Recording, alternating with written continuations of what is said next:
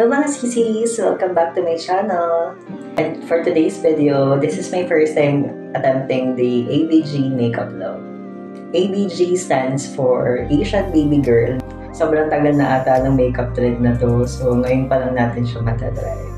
There is a ton of similarities between Latina and ABG makeup look, so siguro gawin na lang natin siyang hybrid. And as usual, I'll be using affordable makeup products as well. And napakarami na din gumawa ng tutorial about this makeup look.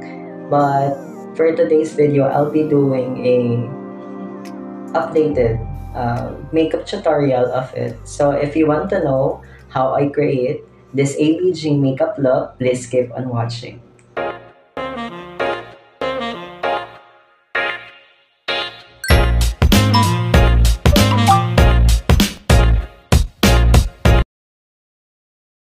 Naglagay lang ako ng contact lenses off-cam, tapos magma-moisturizer ako using this Sadaware Pure Natural Active Collagen Face Cream.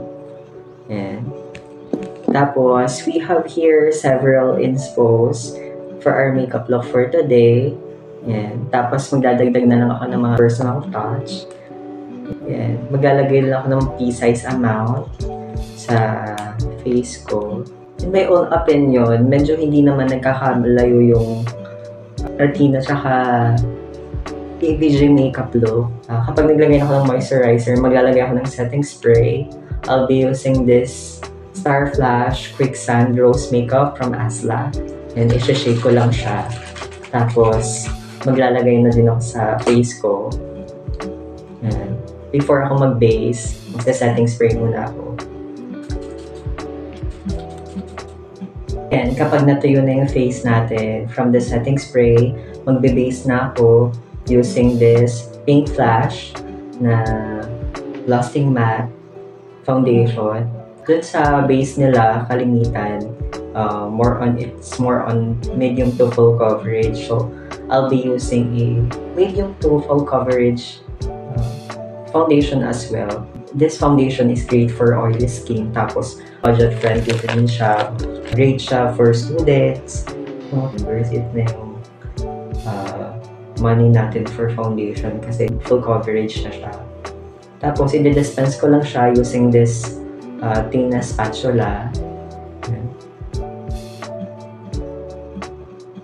Biblend ko lang siya using a wet sponge. Yung wet sponge, pwede natin siyang sprayan ng setting spray para mas makapit talaga yung foundation. Hindi naman siya sa disadvantage, pero ang masasabi ko lang sa foundation nito, kailangan one part at a time kayo mag-blend kasi nagseset talaga siya agad.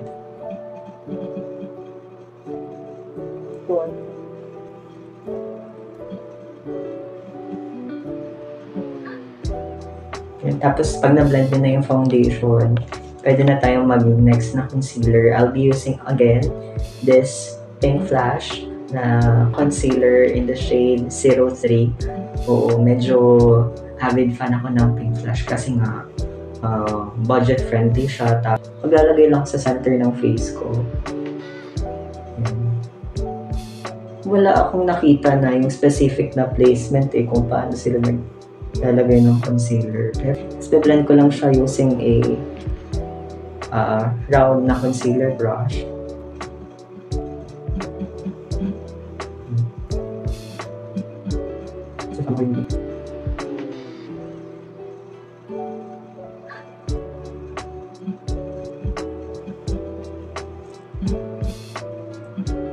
After natin ma-blend yung concealer, I'll be doing a specific trick. Parang doing trick siya. Ito siya. Oo. Na nose contour. I'll be using this Sanisa cream contour. Nilalagyan nila itong part na to. Pa-circle. Sa brush na ako magde-dispense para diretso blend na. Dito din sa kabila. Kabilo.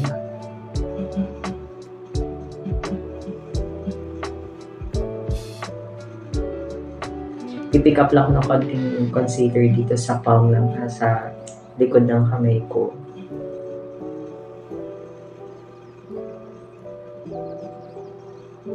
Tapos, dito sa brow bone.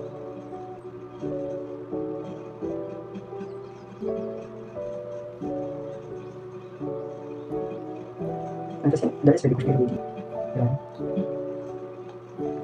And before setting our face with powder, gagamit muna ulit ako ng setting spray. Tapos, patutuyuin ko lang siya. Tapos, bago ko siya iset. To set our under eyes, I'll be using this light na powder. I'll be using this Misty Face Powder Lasting Waterproof para lang iset yung under eyes natin. I-push nyo yung product sa mismong pop. Yan, to avoid cakiness. Tapos, to set our all-over face, I'll be using this Ashley Shine Monochrome Velvet Powder in shade Tan. Para hindi naman ganun kaputi yung mukha natin.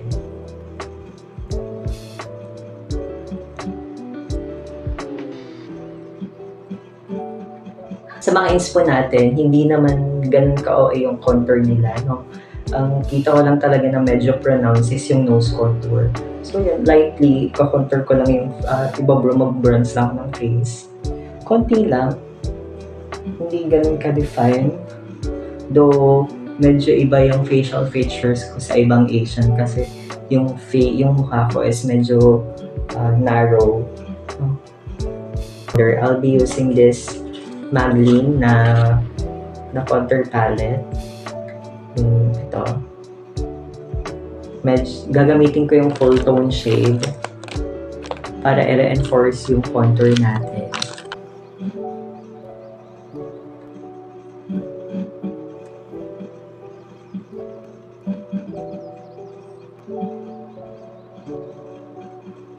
Tapos, gamit yung James Charles X Morphe palette.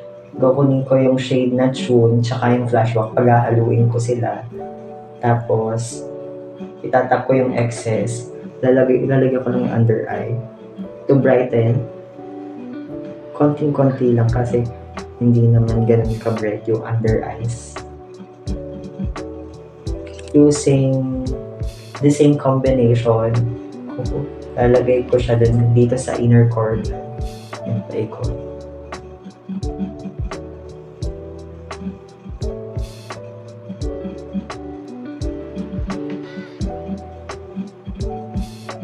And for eyes naman, hindi naman siya yung typical Douyin na look.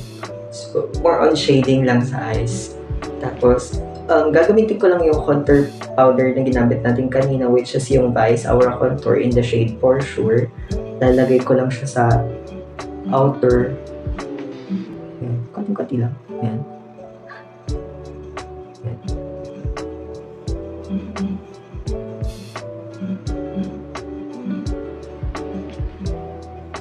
Hindi ko alam kung paano nila talaga ginawa, pero kung ano lang yung nakikita ko, yun lang yung gamit ko. Kasi kita doon, winged liner, kailangan talaga winged liner, tas bold shadow. Pero, I won't lie, gusto ko na parang somewhat medyo updated. So, gusto ko lang mag-attempt kung gawin yung Douyin na eyeliner, tsaka yung lower lash line. And then planning to do a gisal as well. Pero yun nga, kita nyo, wala namang fat. Wala talaga yung parang walang lower fat yung mata ko. So, mag-i-improvise tayo. So, yan. Without making it, kasi ang mahirap dito, baka magmukhang drawing. I'll be using this Maybelline Eye Studio. Magka-tight line lang ako.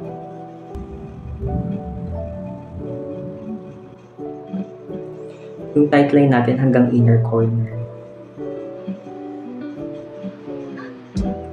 Tapos, isasama na natin yung outer half ng eyes natin.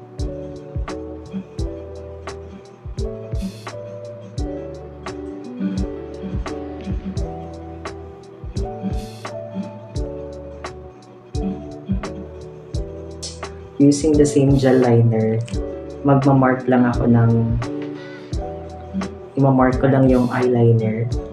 Tapos, i-intensify ko na lang siya. Ang gagawin kong eyeliner is medyo straight-ish siya, pero pakanay.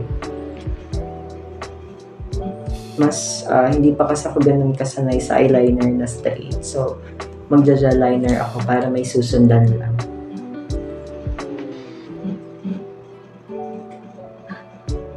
And linisin ko lang yung eyeliner a bit. Galing dun sa foundation na natira kanina. Sa ilalim ng ano natin. Bit lang.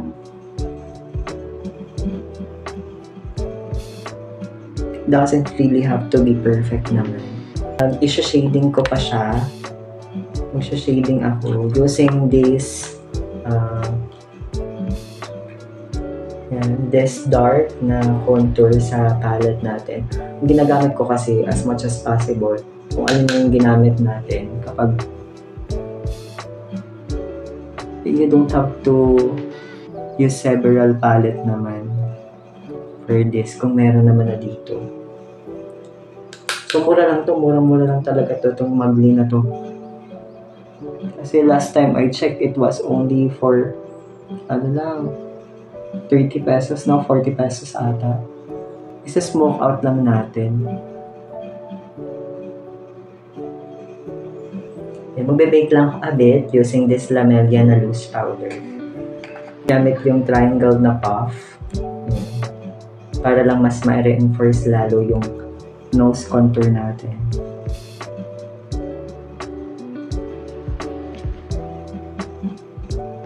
And I just did my brows off cam. Medyo thick siya, medyo bold, tas medyo arch. Pero, yeah, para mas babuhay yung kilay natin. Gagamit ako ng lash glue. Gagawin ko para mas bushy siya. Kupa ako ng konti. Tapos, ginagawa ko to pag gusto ko talaga yung parang gulat na gulat. Medyo bushy yung, medyo put in place yung kilay natin. Hit ko siya dito sa kilay. Para medyo mas bold pa. Tapos, mascara. Para yung mascara medyo may something siya to grip on.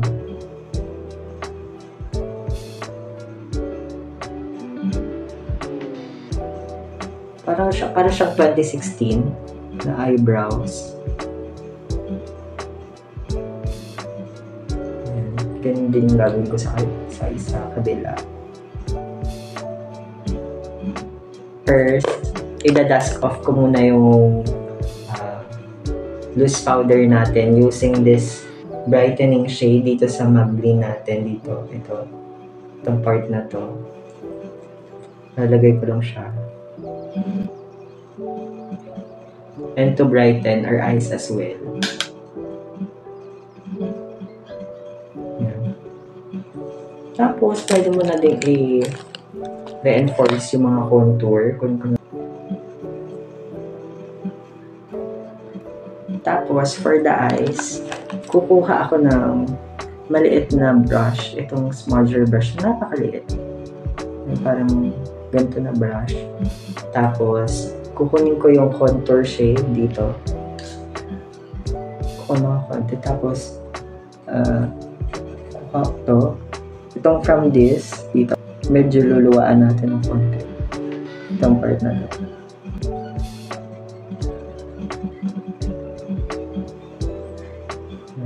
Ito, para mas open yung eyes natin.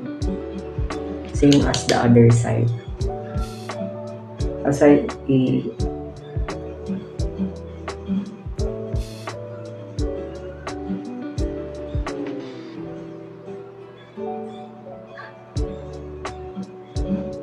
tapos, kukuha ako ng eyeliner na white.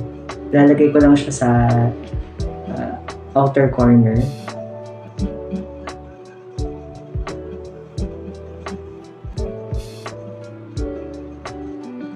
Siguro this is a trick to make our eyes more larger, downturned. Tapos, I'm going to get the same smudger brush.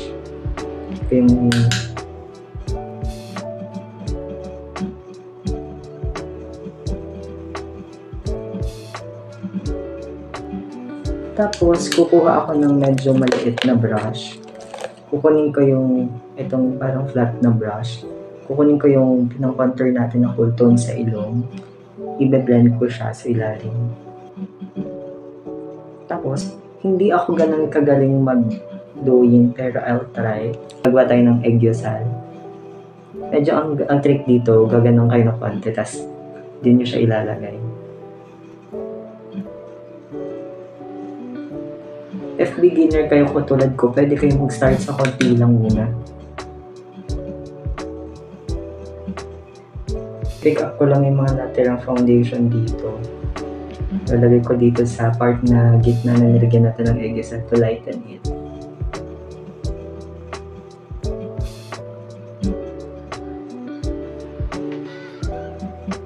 Tapos, iset ko siya using the powder, this brightening powder. Iset ko lang siya.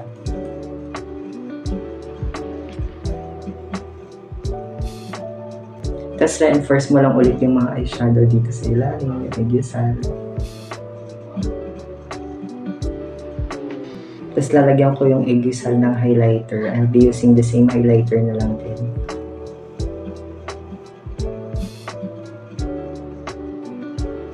Kukunin ko lang yung shade na ring light sa James Charles na palette. Lalagay ko lang siya sa inner corners. Dito sa baba. Tapos dito sa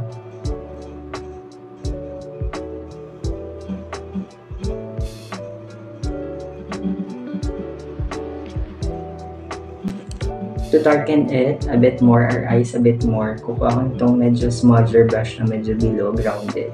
Kukunin ko yung dark na contour dito sa Maglina palette. And ilalagay ko lang siya on top of the gel eyeliner. Para ma-start pa siya. Eyeliner, I'll be using this Maya na liquid eyeliner. Susundan ko lang yung gel liner na nilagay natin kanina.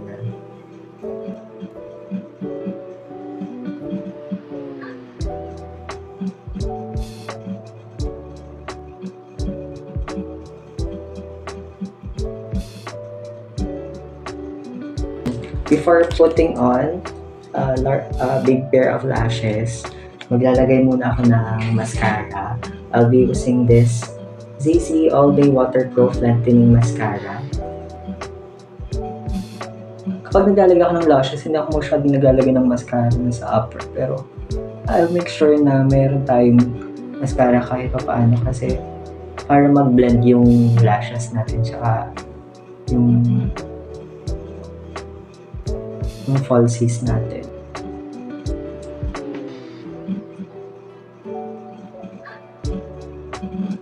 Habang pinapatuyo ko yung lashes ko, doon kasi sa inspo natin, hindi naman sila ma-blush.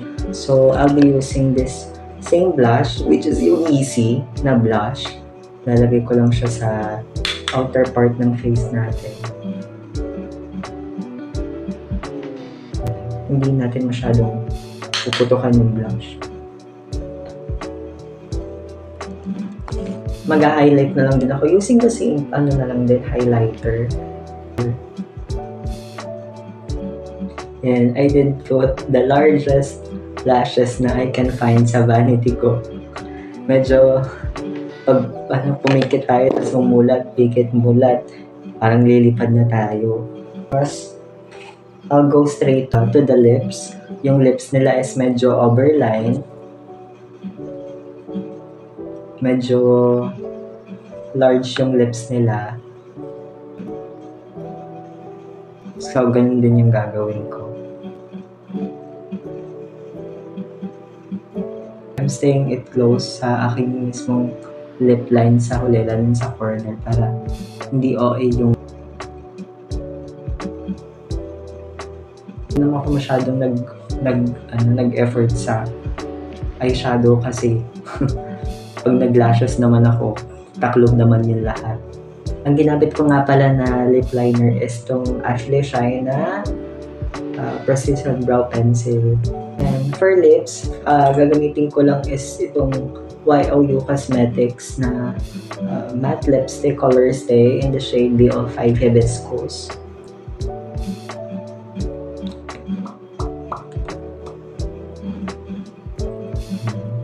Tapos, kukuha ko ng lip gloss. I'll be using this Ashley Shine na lip gloss.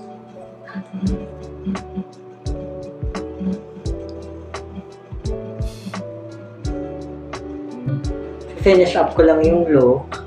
Tapos, mag-accessorize ako. Tapos, I'll be back.